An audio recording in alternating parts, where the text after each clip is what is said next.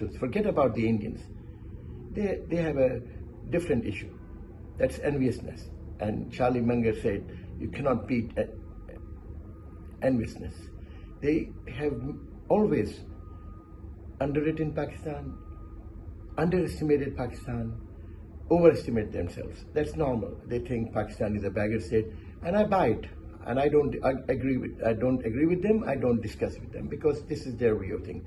That's how they have been sold, selling their country to them. And I said, okay, put your head down and keep working. Leave that aside. What their correspondents and what anchors says, it's disgusting, pathetic. Pathetic. But that is not the point, because when a sun rises, then you can see the anger of your real enemies. That said and done, and we rest the case. Coming back to the Pakistani intellectuals who have always been talking about that Pakistan is going to implode. These things don't happen in vacuum. They happen with a background. Pakistan, first of all, with all its conversions and all its negativity, has done extremely well. That is my point that I have made when I was in Lahore. And the maximum amount of criticism I get from all my friends is, oh, you're too positive on Pakistan. And I put my mouth where my money where my mouth is. I do invest in Pakistan. I have a skin in the game. Not for anything else, because I was born there. I have some allegiance to the nation, and that I feel good. Sitting here, I feel it's important for me to talk about what is real. The real thing is, Pakistan all of a sudden coming up like this in vacuum? No, it is consistency. Pakistan since 1979 was not neutral. When Soviets invaded Afghanistan, Pakistan took a side. Whatever Pakistani intellectual says and whatever they want to say, there was no other option but to stand up to the Soviets and stop them conquering the warm water ports of Giovanni and Gwadar. That was the intention. I have taken an interview. I've sent to hundreds of people. Interview with the Secretary of Brezhnev, who's a big author in Paris. In my house, I've taken that interview.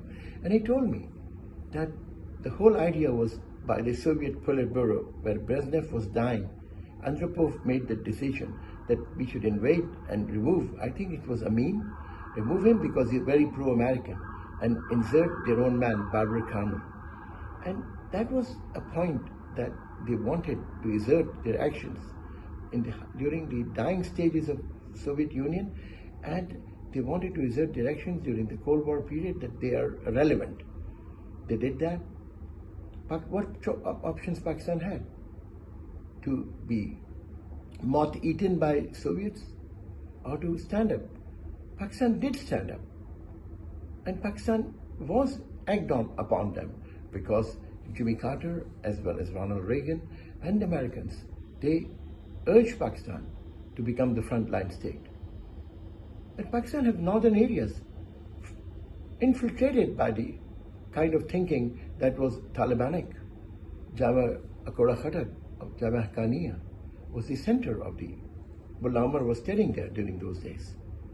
Hikmat Yar and all were harbored in Pakistan because these students were ones who were against the Dawood regime as well as the Zahir Shah regime. They never liked the liberalism of Afghanistan.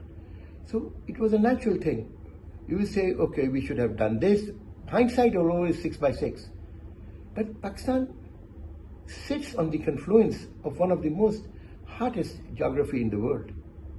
Bolan Pass, Khyber Pass, the gateway to Panipat, Lorraine, and Somnath, the gateway to India for scoundrels and plunderers of India. Now we have realized the Gauris and Ghaznavis were plunderers. They were not jihadis. They were not there to spread Islam. They were there to plunder, loot, and take all these goods back to Ghazni. But Ghazni is a God-forsaken town. Go and see it. Still, because loot and plunder does not make any nation rich.